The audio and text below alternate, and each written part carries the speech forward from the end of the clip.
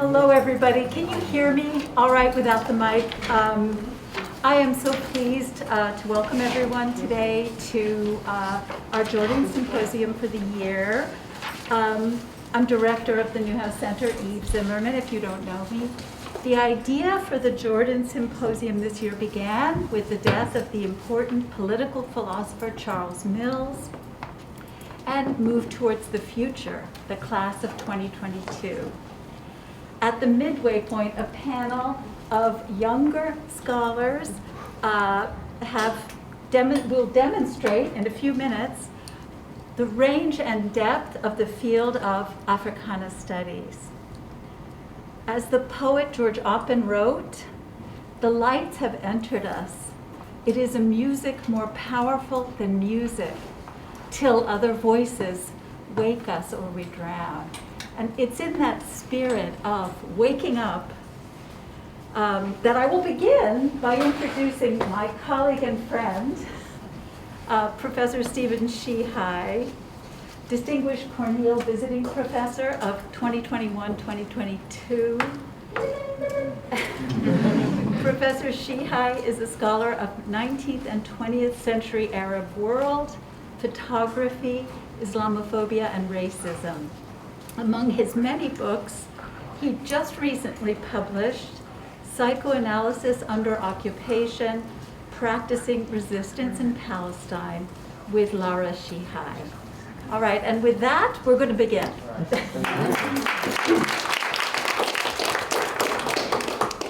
So can y'all hear me? All right, I'm going to make this really super quick because we have an amazing panel, and I'm so honored to be here. And thank you, Eve, for making this happen. Thank you to the president for also making this happen. My name is Stephen Sheehi. I'm he, him, and Eve introduced me, so I won't go on any longer. But I do want to say before we start that we're on the occupied land of the Massachusetts Wampanoag and Nipmuc people,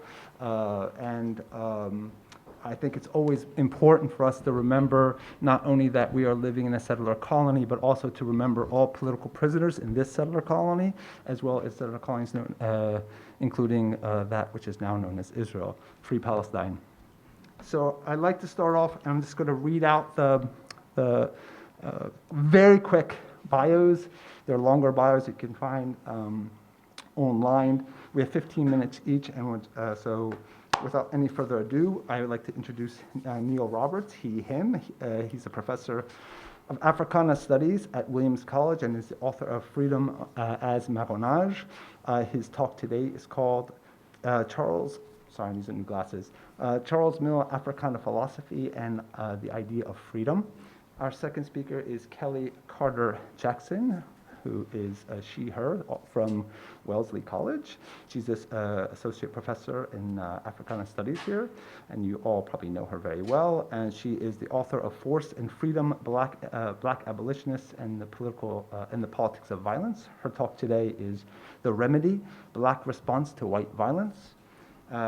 Following Kellie, we're going to hear from Panashe Chigumadzi, she, her. She's an essayist and novelist whose most recent book is These Bones Will Rise Again, and she is a doctoral candidate at Harvard University's Department of African and African American Studies and History. And finally, also Wellesley's Chipo Dendere, she, her. She's a professor of, assistant professor of Africana Studies and the author of multiple book chapters and articles on electoral politics in Zimbabwe and African politics and social media. So without any further ado, I'd like to hand it over to Neil. Sure. All right. Good afternoon. We can do better than that, I believe. Good afternoon, and can you hear me? We have all masks, but can you all hear me? First, just want to express my thank yous and great delight. First to Eve Zimmerman and Lauren Coate for not only inviting us all, but also the logistics of speaking in together rather than only on Zoom. So thank you. I would also like to begin by saying that it's a delight not only to reconnect with kind of older friends such as Rob and Kellie, but also newer friends, not only in the panel, but those in the audience. And last but not least, to Wellesley College. I was very delighted in terms of the day's program because if my understanding is correct, that Wellesley's Mellon Mays Fellows will also be presenting. I was an undergraduate at Brown University, and I don't know if it was year 3 or one of the earliest iterations of what was in the Mellon Minority Undergraduate Fellows program. And Wellesley College was the host every year to the regional conference of a fellowship that initially had a smaller number of institutions connected to it, only a 10-year endowment, and it's really grown, so this is really a homecoming of sorts. Because we have our 15 minutes, and I'll stick to that prompt, in my brief opening remarks, I want to invite us to consider 3 items. If you forget a lot of things, just remember these 3. The first, what are the main questions underlying Africana thought and the field of Africana philosophy within it? Secondly, how might we understand the idea of freedom as described not only by Africana philosophers, but also enacted by kind of black activists in the modern period? And third, why the now, it's always difficult to have an individual you used to talk to in the present, right? In the past tense, but why the now late philosopher Charles W. Mills, born in 1951 and transitioned in 2021, why the late philosopher Charles Mills was so important to our understandings of freedom that, ironically, and this is the ironic point, Charles Mills was so concerned with transforming the discipline of philosophy that he actually had arguably a greater impact in the fields of Africana Studies and fields that were not the one in which he was particularly dedicated to. And in our conversation, maybe we can actually discuss the implications of that. And so, in terms of those 3 points, I want to start with a single date, October 12th, 1492. This is the date that scholars, including Charles Mills, but also Sylvia Wynter and the Latin American thinker Enrique Dussel, arguably state is the moment in which when Columbus and crew landed, what's the poem, Columbus crossed the ocean blue, right, in 1492, landed in what is now called the Bahamas.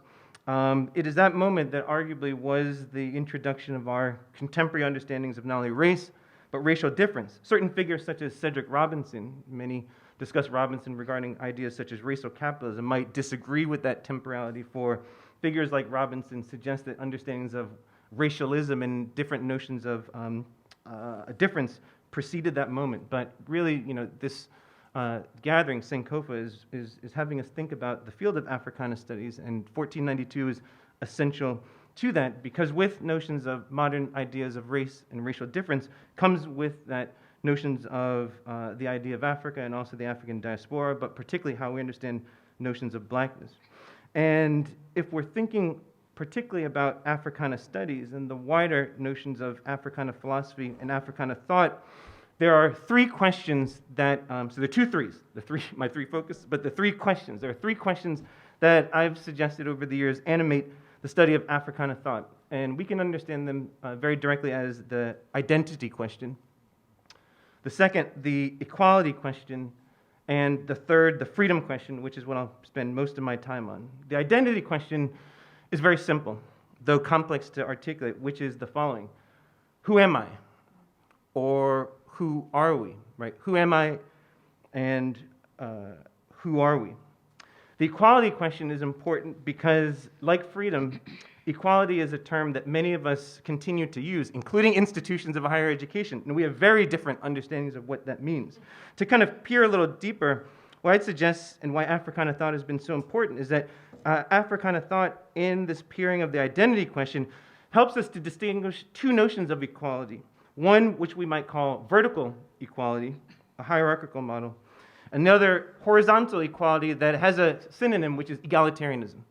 So what do I mean on a college campus? I ask, raise of hands, how many students are here? Okay. So if, just out of curiosity, I don't know the contemporary landscape, but do all first-year students at Wellesley have the same access to courses, resources, provisions, living spaces as second and third and fourth year students? No. So do second, right, so first years or freshmen, right, have similar access that's different than second years, which is different than third years, which is different than fourth years. What Hannah Arendt called kind of equality among equals, right? Or in US political history, separate but equal. Separate but equal actually juridically, legally was correct. The separation of races such that different racial groups had the same access to resources and provisions, but not similar to, right, other groups in the racial state.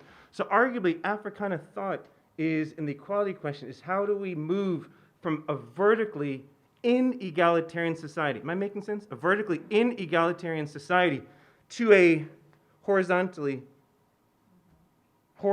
equal society, or a truly egalitarian society. This is the struggle, one of the main struggles that has continued to permeate not just academic quarters, but the lives of Africans and people of African descent.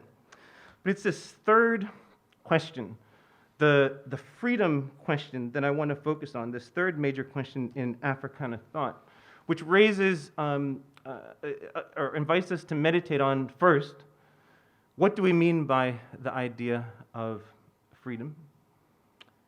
What is the relationship between freedom and notions such as liberation and emancipation, such that Angela Davis is correct when stating, they're unfinished acts of liberation, but those are related to, but perhaps not the same as freedom. And what, if anything, is the relationship between freedom and slavery, the absolute form of unfreedom?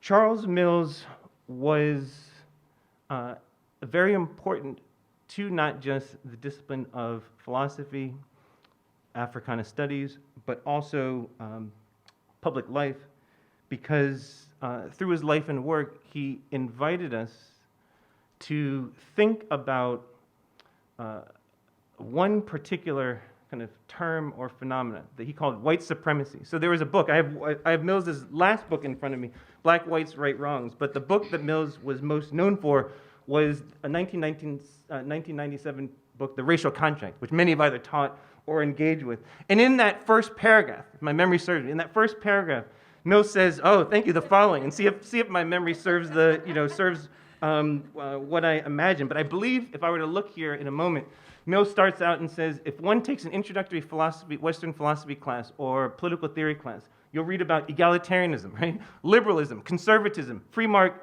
laissez-faire economics. You'll read figures such as, start with the ancients in the Western tradition, Aristotle, then you'll talk about Plato, then you'll move up, you might read Thomas Aquinas, then in the 20th century, you'll engage with Robert Nozick, John Rawls, maybe dabble in aspects of Western second wave feminist theory, but nowhere, right?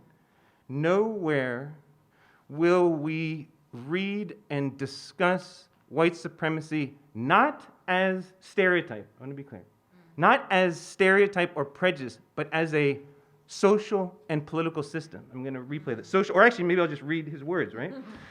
That first line, right? White supremacy is the unnamed political, right, system. It's the unnamed. Thank you so much. And yeah. Right.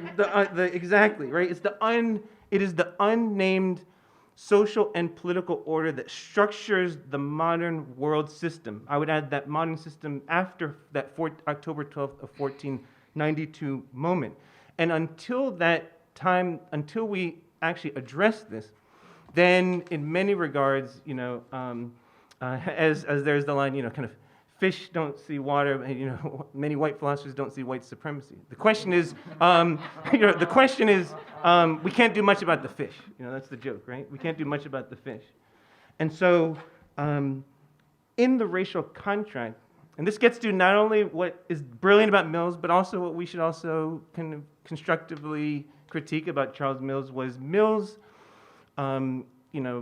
he tried to, in many regards, engage with the tradition of liberal political philosophy and economy, particularly the social contract tradition, started in 1651 with Thomas Hobbes' Leviathan and resuscitated in the 20th century in 1971 with John Rawls' A Theory of Justice. But fundamentally, what does it mean to think about a society if one understands the kind of the notion of humans existing in a state of nature? What does it mean to exit this state and fashion a social and political order that is not only equal in, I would imagine, the horizontally, right? The horizontal notion of equality, but also one that individuals can exist as free. And by the time of Mills's last book, which I'm holding here, Black Rights, White Wrongs, Mills was very concerned with thinking about what he called racial liberalism, that ultimately Mills didn't believe that there was something wrong with liberalism per se. Questions such as the rule of law, notions such as equality and freedom, it was a instantiation, or rather a perversion for Mills, of the liberal tradition that he called racial liberalism. That, in fact, then created the conditions of, or not in fact, that in Mills's estimation, created the conditions of unfreedom, particularly for Africans and people of African descent, but not exclusively to those kind of persons and groups. And so where, before he passed, Mills argued for what he called a black radical liberalism, that he wanted to challenge, as much as he was in conversation with Cedric Robinson and Sylvia Wynter and many other kind of figures. Mills wanted to challenge how we actually understand black radicalism and the black radical tradition, which, however that tradition has been articulated, has often situated genres of liberalism outside of the tradition. Mills wanted to, in many regards, kind of stretch liberal political theory for radical ends to then try and create not just an equal, but also free, kind of free society. Where, since I was told I have 5 minutes, I do want to say something particular about freedom and how it connects to Mills's work. Freedom, arguably in the Western tradition, has two main streams. One, the so-called negative notions of freedom, freedom such as non-interference, and freedom such as non-domination, that tell us a lot about the world we don't want to live in, right? Who we don't want encroaching upon our very selves and our communities, but they tells us very little about the world we want to inhabit. And positive notions of freedom, autonomy, the general will, plurality, that tell us much about what are the types of constitutions, what are the actual fabric of the structures that we wish to inhabit, and very little about the world that we don't want to inhabit. But what those two streams have in common is however they articulate unfreedom and freedom, they're fixed. They're never ending. But as Cornille West and Bell Hooks, the late Bell Hooks, told us, a lot of us exist in the funk, in the middle. Speaking of liminal, we talked about it at the lunch, liminal spaces. In fact, as Sylvia Wynter says in The Ceremony Must Be Found, it's the liminal agents in a social and political order who are actually the transformative figures of that order. Though Wynter has been critical over the years that in many regards what she calls the move, what was initially the Black Studies movement, once Black Studies became Afro-American Studies, and in her view Africana Studies, that initial heretical imperative may have been lost. May have been lost. And so when we're thinking about freedom, I probably have 1 minute left, I like to come back to how we understand this one word in French, marronage, M-A-R-R-O-N-A-G, the idea of flight, which is a noun that actually has the effect of a verb, which is suggesting that if we are in the funk, if many of us are in the funk, and if we're like the kind of the Matrix, not the fourth movie that came out, but the first three, if we actually are in a situation where if all of us in fact are not living in the Matrix, but are actually born in a condition of enslavement and freedom, the dreams, as Robin Kellie has shown us, is something that we're actually trying to attain, then in many regards, it's not about a fixed notion of unfreedom and freedom. It's about a constantly, as Angela Davis says, that freedom is a constant struggle. That we are trying to actually, as not only Maroons who then fled to the hills, or those who created autonomous communities within states, but individuals who wanted to transform society from the bottom up and shatter the social and political order to then refashion it to be one in which not only do we know who we are, who am I, not only are we actually forging a horizontally equal society, but that we're actually forging a world in which we individually and also as collectivities can actually remain free, knowing that there will be new masters and new slaves in different orders, knowing that the world there's constant transformation, but that we can address the racial liberalism that Mills addressed, even if we may or may not agree with Mills that refashioning a genre of liberalism is the means through which we forge that. I believe I'm out of time, so I'm really looking forward to the other papers and our discussions. Thank you.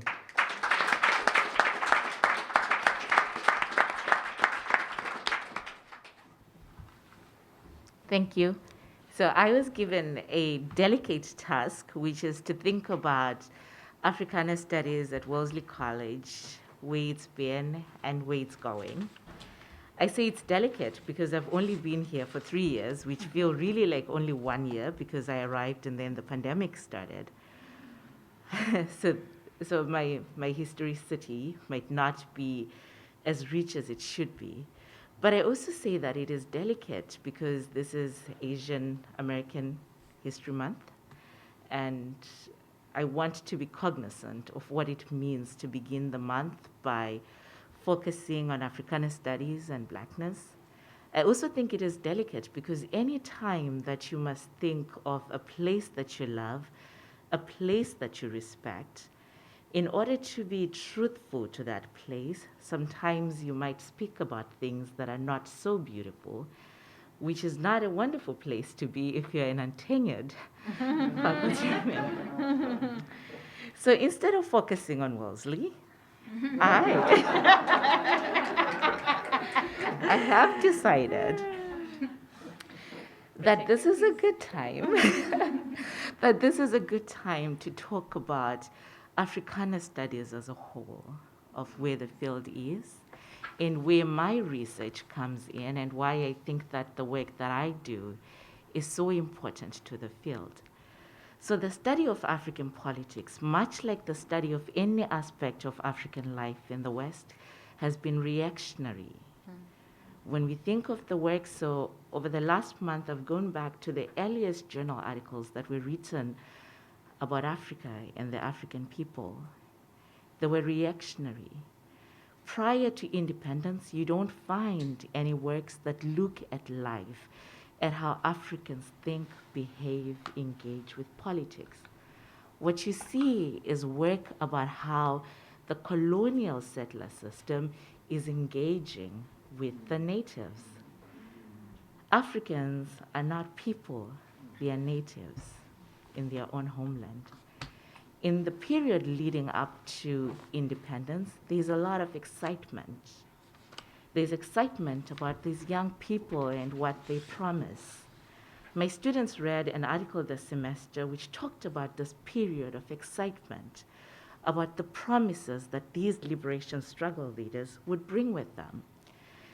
At the end of the article, it said, but there was so much disappointment in their inability to deliver.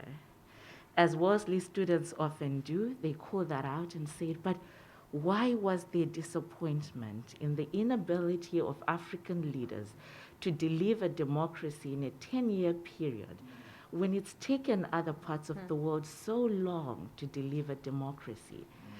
And so if you're a student of African politics or Africana studies, this is the work that you're reading. The work that is reactionary to what Africans have failed to do. It is a constant reading of African failures. At the beginning of Black History Month, there was much talk about the Godfathers of Africana Studies, and I feel somewhat, let me say paused, that's the word I put. I said I would feel paused because, Panashe, a dear friend of mine, is here, and she's at Harvard where many of these conversations have begun. But I also thought, why are these people the godfathers of Africana Studies? How can people so far removed from a continent be godfathers of the lives and everyday thinking of people? So as a good Wellesley professor, I assigned my students to read Walter Rodney, Frantz Fanon, and my Wellesley students came back and said, this is wonderful, but where are the women? So now I must go back and think, where are the Black women, Black political thinkers? But so the study of African life is reactionary, as I keep repeating, because I think that is important, right? And 30, 40, 50 years after independence, when I was in graduate school, the conversations were, if we want to understand African politics, we must think about their ethnic conflict. Why do they fight so much? Why are they so corrupt? Why do they steal money? So these are the articles. When you read any journal on African politics, it's going to be about corruption. It's going to be about ethnic violence. What we don't see, which is where my work comes in, is about the everyday navigating of life.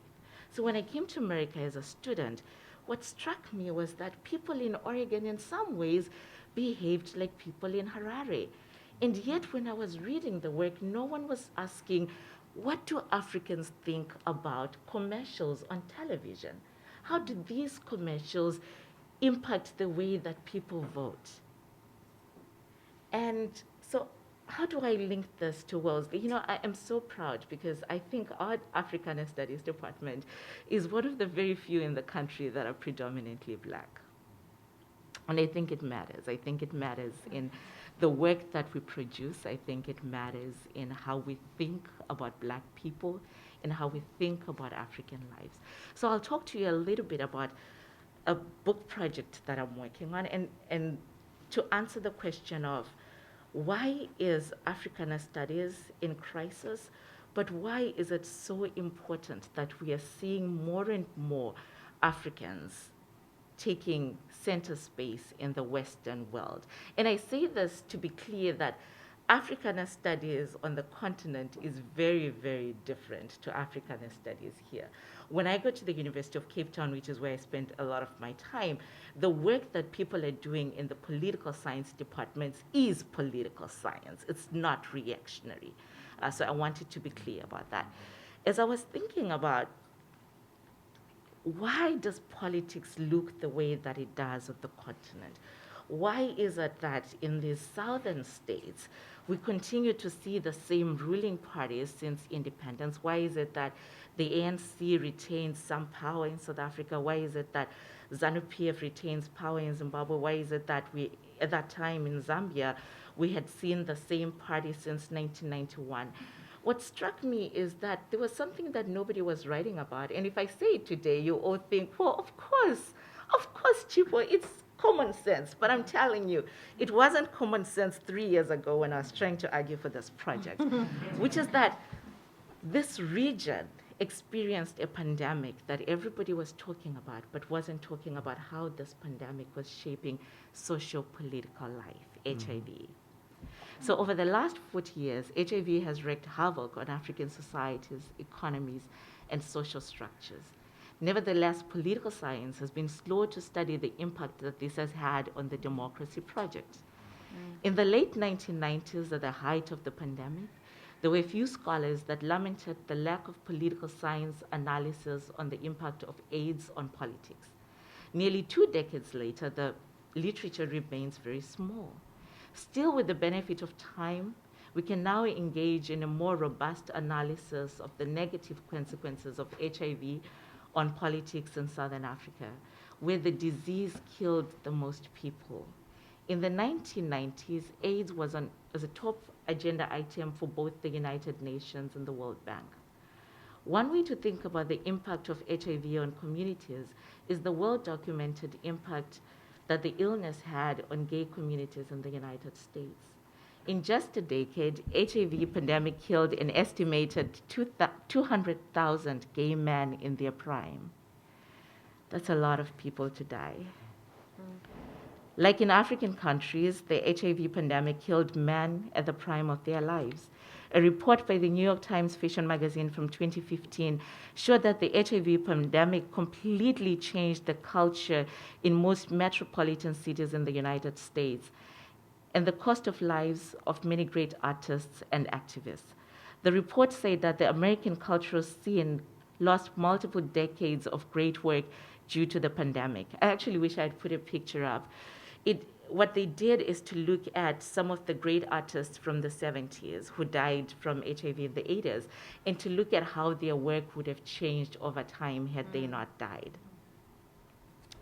The first HIV cases hit the LGBTQI plus communities soon after the Stonewall uprisings, which had brought on the expansion of significant rights. The pandemic would erase some of those gains as homophobia became much more rampant. In African countries, the pandemic hit the new countries just as they had begun to flex their democratic muscles. The pandemic forced governments to become more closed off and to increase citizen dependency on the state. Now we are all a little bit familiar with how pandemics can cause otherwise democratic governments to take away rights from citizens, and perhaps how willing we are as citizens to give up our rights. And so this is what is happening with HIV in the 90s.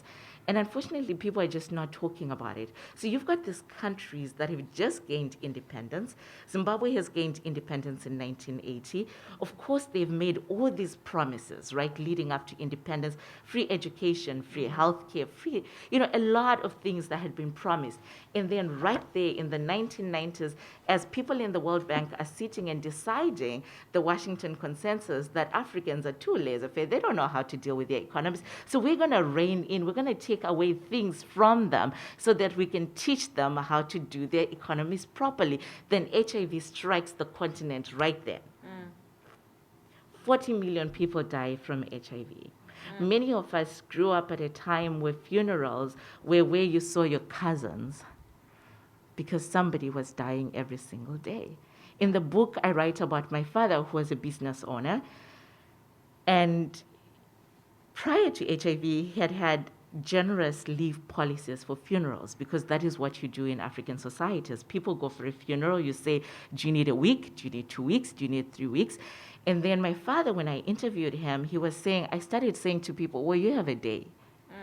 You have a day to go and come back, because he knew that in 2 days they would be leaving again to go to your funeral. Right? When I interviewed somebody, a white Zimbabwean who had been forced out of the country by ZANU-PF, they said, well, they looked at my business and they said, he runs a funeral home, he must be doing well. There's so many cars outside his business every week. Business is booming. And what they didn't realize is that funeral parlors work on insurance. Insurance works if people are paying into insurance for 30, 40 years. But people who had just paid into insurance for 10 years were already dying. And there was an obligation on the part of the funeral homes to fully cover those funerals. By the late 1990s, the World Bank had identified AIDS as the largest threat to development in Africa since independence. And yet that wasn't considered until the late 2000s that this was an economic crisis. Right? In the view of many, AIDS would reverse the gains made in health, education, and life expectancies. Western embassies all over Africa added an AIDS agenda to their work. There was a significant growth of HIV-focused organizations. For their part, celebrities raised millions of dollars for HIV. I like to write about this. I like to think about the many concerts that perhaps some of you attended in the name of HIV that would raise over $650 million for AIDS, although the actual numbers are actually higher. All this effort and focus on the disease, and yet little efforts have been made to understand how a pandemic with such a broad sweeping impact on millions of lives has shaped the political space. As I mentioned before, an estimated 42 million people have died since the start of the HIV pandemic. Of those, about 60% were from Southern Africa. At its peak in 1999, nearly 25% of the Southern African population lived with HIV.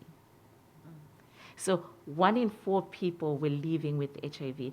And at this time, a lot of the Africana Studies work is so focused on corruption, it's focused on ethnic violence.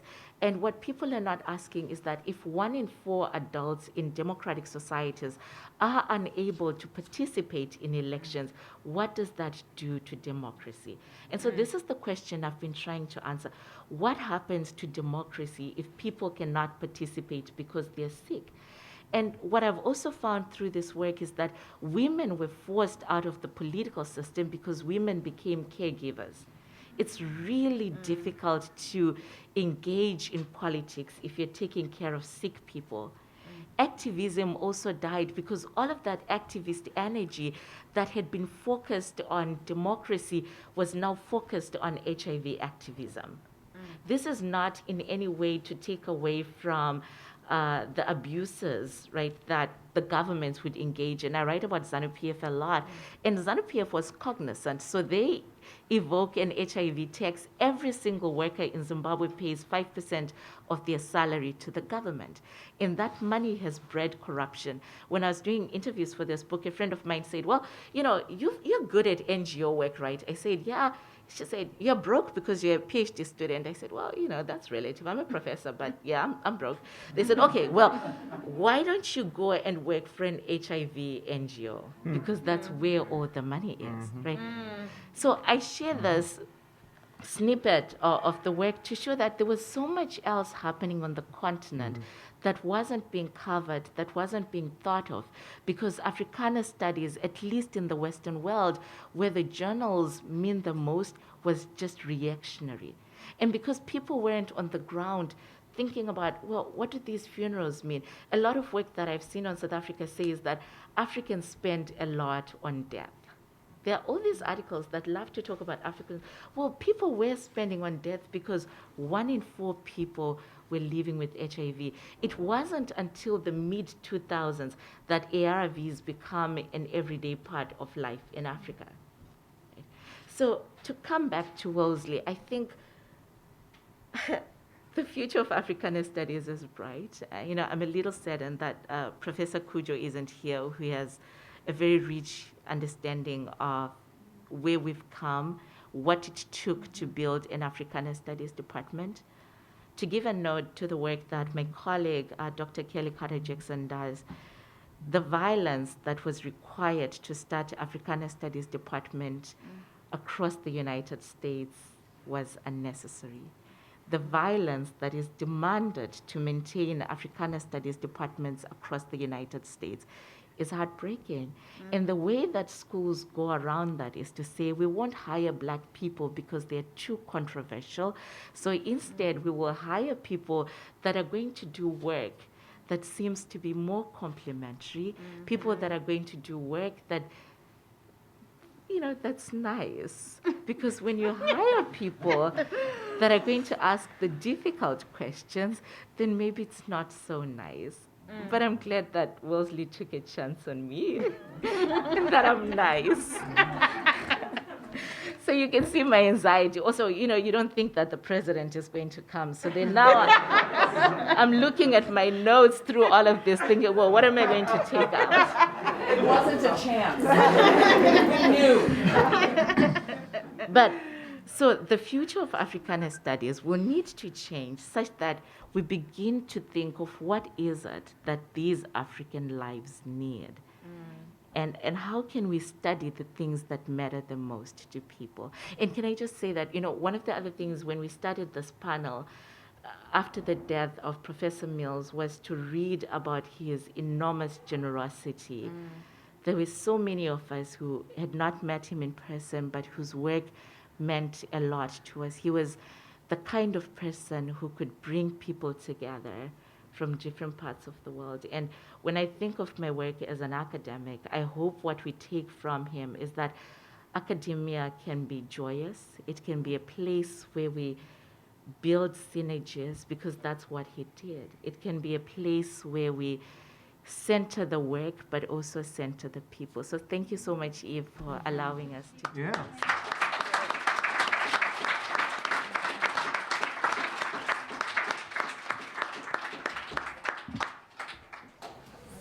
I think what we've got to do is we've got to have some questions maybe for the panelists, and then we need a short break because we have a very important part of the program beginning next, but maybe people need to stand up and just take a breath. But questions for our panelists? Yes. My question is for Professor Roberts. You said that freedom is a constant struggle, and I guess that made me think about, is freedom actually attainable Is it just a dream that we're chasing our whole lives, expecting this thing, and in the end, it was just the chase? So if I were to say this to you, but everyone just in your minds, in the U.S. context, I'm going to say a series of dates. Okay? 1619, 1776, 1861, 1865, 1876, 1920, 1933, 1945, 1963, 1980, 1992, 2008, 2016, 2022. What goes through your mind? In some, just hearing some of those. Independence, Obama, Trump.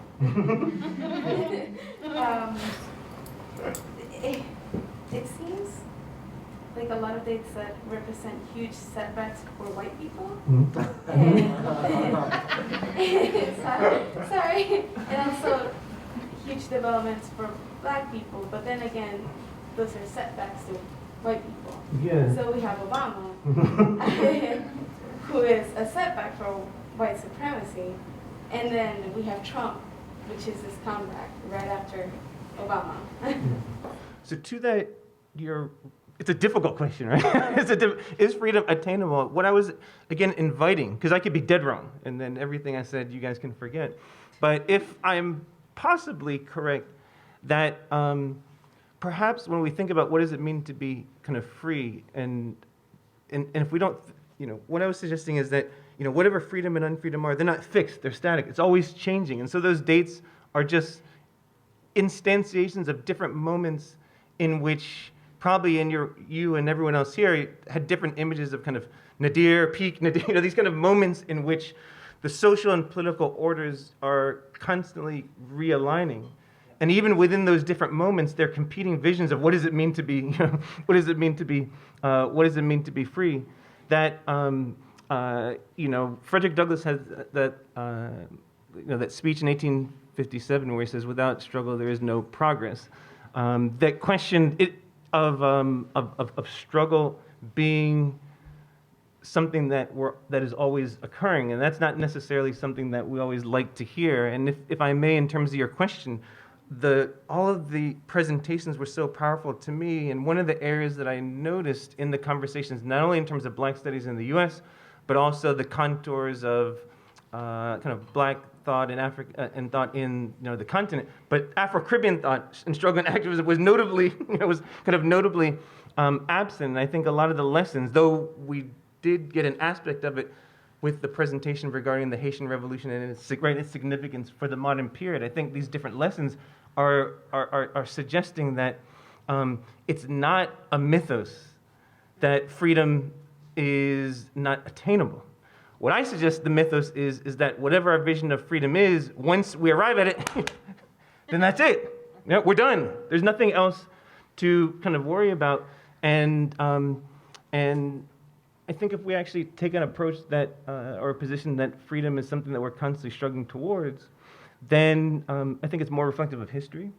But also, it also challenges us, speaking of the field and the contours of Africana Studies, what many of the presentations pointed to was not only an enthusiasm for Black studies as a movement and its evolutions, but also the ways in which, whether it's crisis or some other description, that even a field has these different moments that has to kind of evaluate and has to consider the current landscape. So I don't think freedom is unattainable, but I do believe that very strongly that that even if we attain a particular vision of the free life, then with the realignments of the orders in which we live, we have to be thinking about, are those maintained or are those mutating, and how do we respond to that? I don't know if that answered all of the essence of your question, but those are just some thoughts that I have.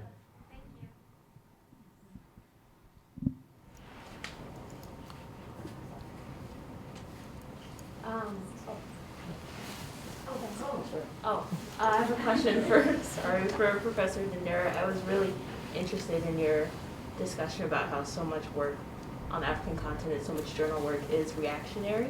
And I'm wondering, what are the reasons for that? Is it like a deliberate work to subvert or obscure the Western understanding of the continent, or does it stem from something deeper? I think a quick answer would be colonialism, and then it's like, but what do you mean by that? I think it's because a lot of it was from the outside looking in, instead of the way that people study American politics, right? You're here, you're experiencing it, and so you're questioning things that you're part of.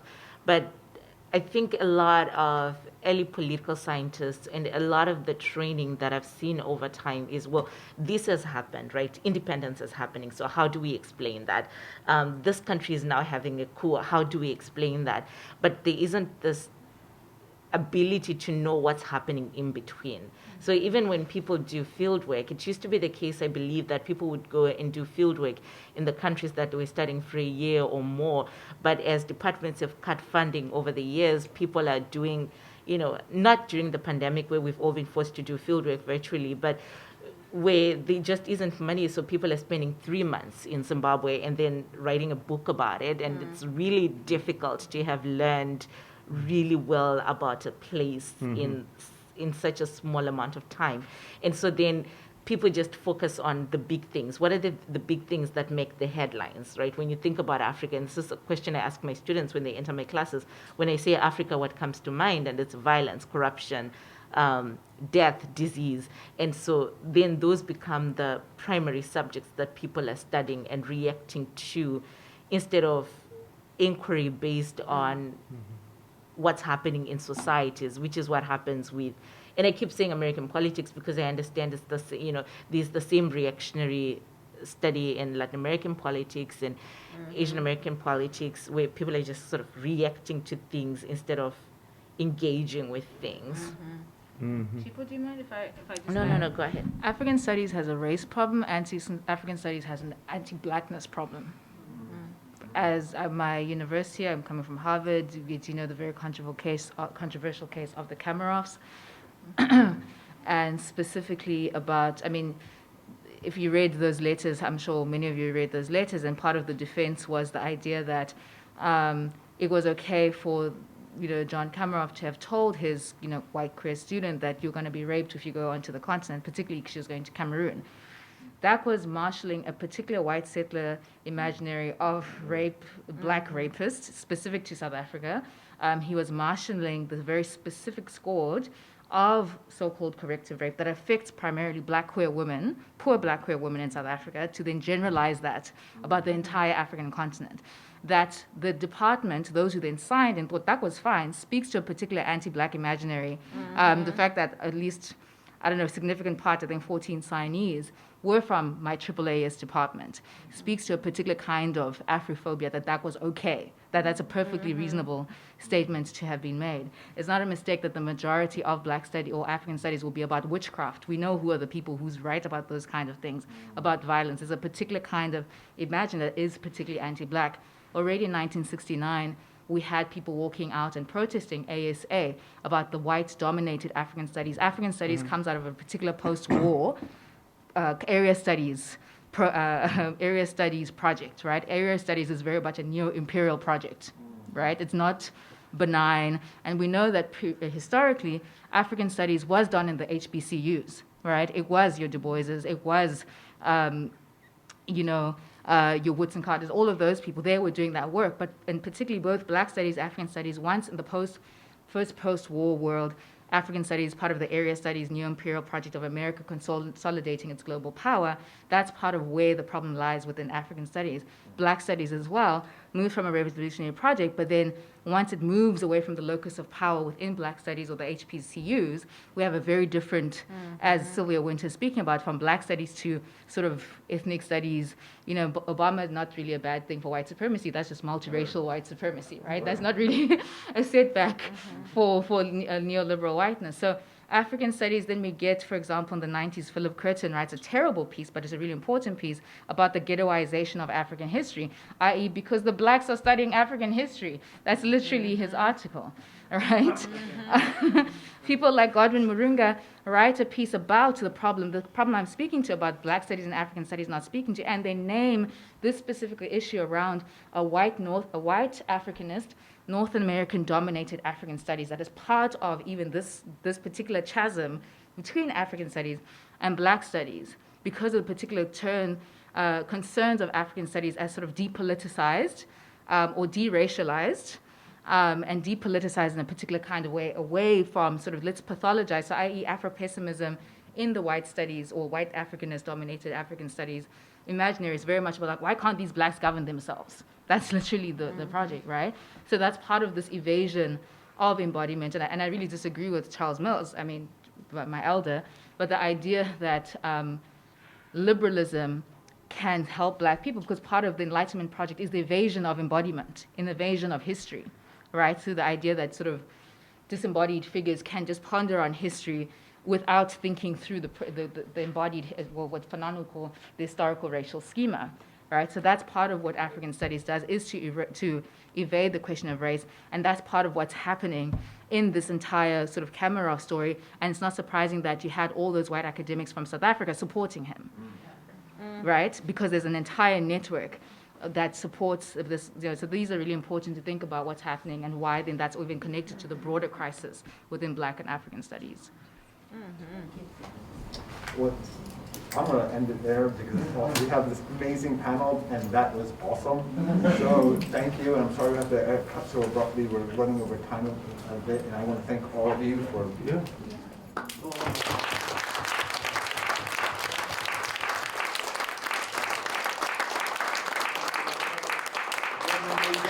That's in hopefully very soon, so please stick around for today. Stick around, absolutely stick around.